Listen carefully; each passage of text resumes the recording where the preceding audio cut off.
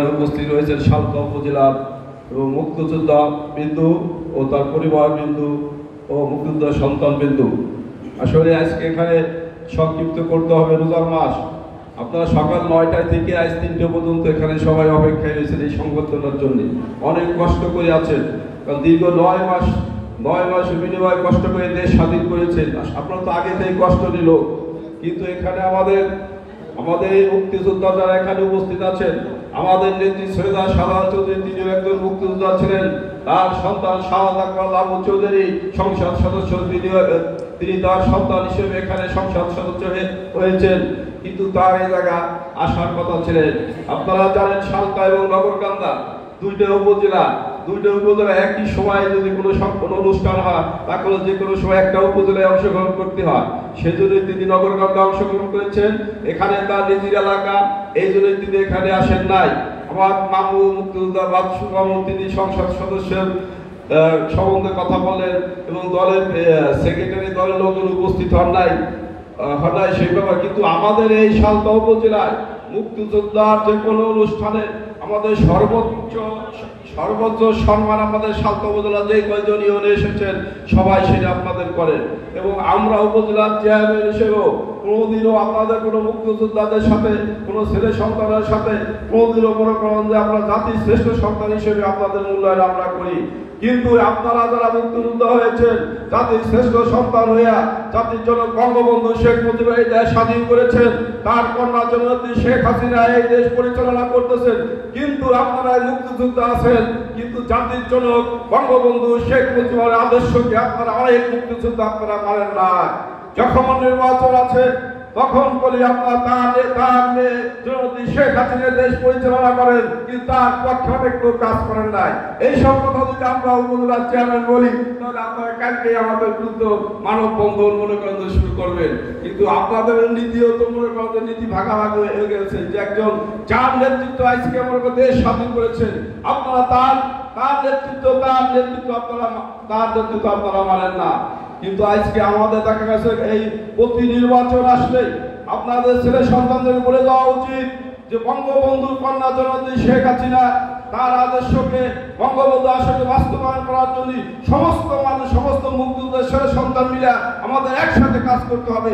এই দেশ উন্নত করতে হলে একমাত্র বঙ্গবন্ধুর আদর্শকে স্মরণ করে চলতে হবে, তাহলে এই দেশ উন্নতি হবে। আপনারা নিজেরা দেখেন, জননেত্রী শেখ হাসিনা বঙ্গবন্ধুর কন্যা আপনাদের জন্য একটা মন্ত্রণালয় নিয়োগ করেছেন, যা এই পৃথিবীতে কোনো রাষ্ট্র নাই, কোনো সরকারও সেটা করেন নাই। একটা মন্ত্রণালয়, সে জায়গায় শত কোটি বরাদ্দ দেয়া, সে জায়গায় কাজটা কি? শুধু আপনাদের এই মুক্তিযোদ্ধাদের নিয়ে কাজ, অন্য কোনো মানুষ এত মূল্যায়ন করার পরে আপনাদের আগের থেকে ভাতা বাড়াইছে, সব সুবিধা আপনাদেরকে দিচ্ছে জননেত্রী শেখ হাসিনা। তারপরেও আপনারা করি জননেত্রী শেখ হাসিনার বিরুদ্ধে অনেক মুক্তিযোদ্ধারা মনে করেন যেখানে সেখানে বক্তব্য দেন, তার বিপক্ষে কাজ করেন। এই জন্য আজকে 26শে মার্চ স্বাধীনতা দিবস আপনাদের আইনটি ঐক্যবদ্ধ করতে হবে যে জননেত্রী শেখ হাসিনার বঙ্গবন্ধুর কন্যা এবং উন্নয়ন কিভাবে ধারাবাহিকতা রাখা যায় এবং তার বিরুদ্ধে কোনো অপশক্তি তাকে জানি কোনো ক্ষতি না করতে পারে, সেই হিসেবে আপনাদের ঐক্যবদ্ধ হয়ে এবং সারা জীবন আপনার ছেলে সন্তানকে বলে যাইতে হবে যে বঙ্গবন্ধুর কন্যা শেখ হাসিনার নেতৃত্বে তোমরা সবাই চলবা, বঙ্গবন্ধুর বাহিরে আর কোনো কিছু করা যাবে না। একমাত্র বাংলাদেশের মানুষ এক আওয়ামী লীগ সরকার ক্ষমতায় আসতে পারে, তারা সুখে শান্তি থাকতে পারে। এই জন্য আমার পক্ষ থেকে সবাইকে ধন্যবাদ জানাই।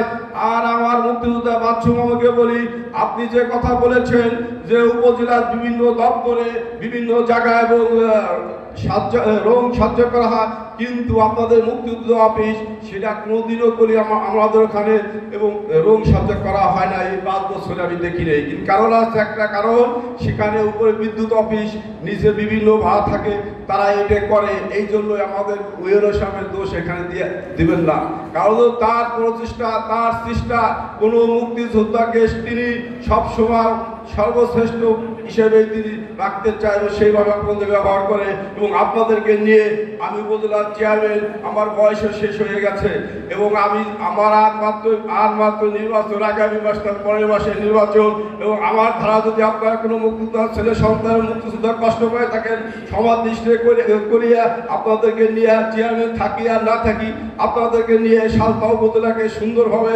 চলতে পারে এই আশা রাখা, এবং আমার নেতা শাহজাদ লাউ চৌধুরী আপনার তার জন্য আপনার দোয়া করবেন, সেভাবে সঠিকভাবে তার মার যেসব কাজ বাকি আছে সুন্দরভাবে সালতা থানা সেই সব কাজগুলো বাস্তবায়ন করতে পারে সেই আশা রাখা আমার এই সংক্ষিপ্ত বক্তব্য